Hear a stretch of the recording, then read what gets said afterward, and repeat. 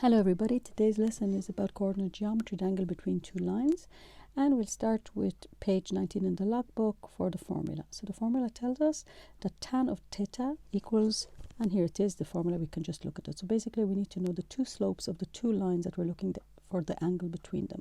Let's look at the first example. So the first example is giving two lines. We know the slopes. They're telling us m1 is 2, m2 is half, and they're asking us to find the acute angle between theta. The reason they're saying acute is because we can have two angles.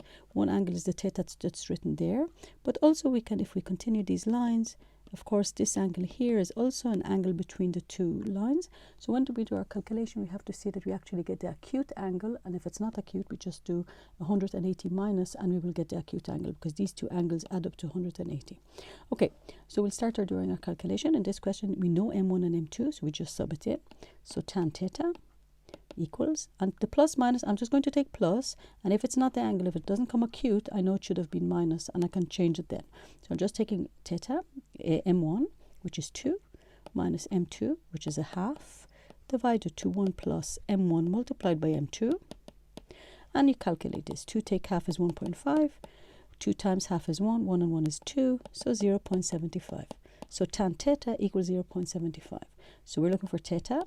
Theta is tan inverse of 0.75, tan minus 1 of 75, and you take your calculator and you just calculate that calculation. In this case it comes out 36.87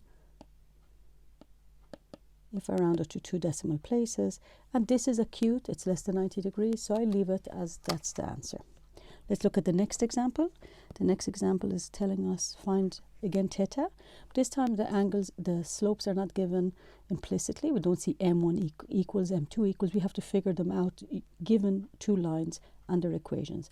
So from the first equation here, I can see that my slope is 2. I know that because the coefficient of the x, when it's written in the format y equals mx plus c, is the slope. So I know that for the first line, m1, I'll call it, the slope is 2. For the next slope, in this line, it's not written in the format of y equals mx plus 2. So if I want to figure out what it is, two options. One, I can do it in my head. Two, I can do it by writing down, rearranging and figuring out what is the slope. So I'm going to rearrange. So I'm leaving my y's on the left hand side. I bring my x's to the other side, so minus 3x from both sides, and I add 1 to both sides. At this stage I divide by 2. I don't really want it tidied up in any way. I just want to know that once I divide 2, once I get it in the format y equals, I will know what the number in front of x is. So the number in front of x, which refers, that is the slope, and in this case m equals, which is m2 minus 3 over 2. Now it doesn't matter who is m1, who is m2, you can swap between them. It's just going to be swapped in the equation, so it doesn't matter in the formula. So we sub it in now. So tan theta equals m1, in our case 2, minus 3 over 2, which is 1.5, over 1 plus 2 times 3 over 2, minus 3 over 2. There's a little minus there. So I'll add the little minus there so we can actually see it. So this is minus 3 over 2, and there's a minus there. Okay, so now we could do our calculation. So minus 1.5, minus is plus. On the top we have 3.5, and on the bottom we have minus 2. So we do the calculations. That's tan theta equals, so theta equals tan inverse, tan minus 1 of 3.5 over minus 2. We do that calculation, and it comes out minus 60. Okay, so in this case this is minus 60, and the question is again, let's say it was asking about the acute. We never leave it with a negative answer, so the answer would be 60 or 180 minus 60 is 130. So let's say to the nearest, they said, let's say in the question they said to the nearest angle, nearest degree, I mean.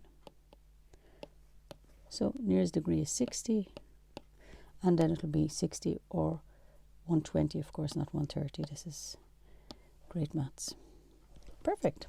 So I have these two options. Now, if I wasn't sure that I'm doing okay by changing the minus to a plus, just put the minus in the formula and you will get the other answer. Now, the reason you get the minus is because the calculation in the calculator actually is just giving us the angle there from this side of the angle. That's why it's negative compared to the x-axis, it's below the line. So if you want, this is the equivalent on the other side, so it'll just be the plus. Okay, so these are the two angles that we're getting, and whatever the question asks, you answer by them.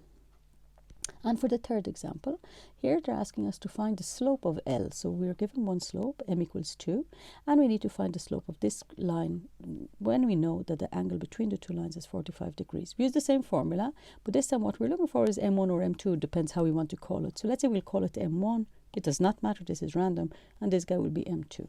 So we just sub it into the formula. So we have tan 45, because we know the angle this time, equals, and here it says plus minus. We do actually need to do the two options, and instead of putting my plus minus on the right hand side, I can put my plus minus on the left hand side of the formula. So I'll do that. So the first option I'm doing, it's going to do for the plus.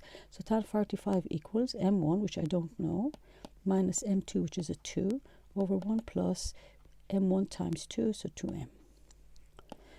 Tan 45 I calculate, it comes out 1 in the calculator. And from this stage, I multiply both sides by 1 plus 2m. Rearrange, and I get 3 equals minus m, so m equals minus 3.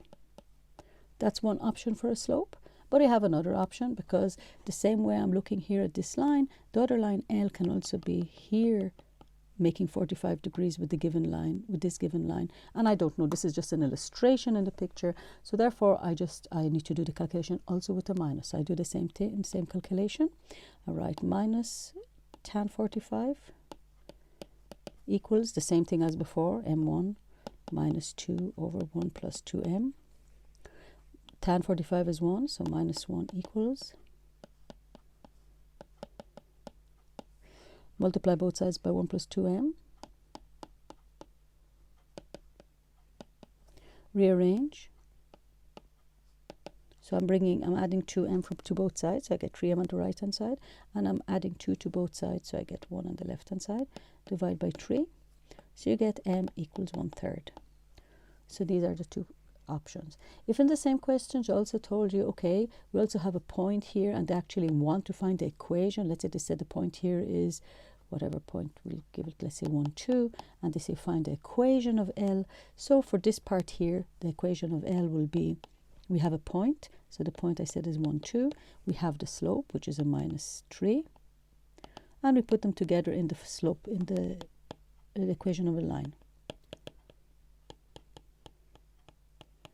So this is the equation of the line. I've stick in my point, slope, x minus 1. And from here you just tidy up to make it in a nice format. And maybe I'll just leave it in the format of y equals mx plus c. So this would be the equation of the line with that slope and passing through the point 1, 2.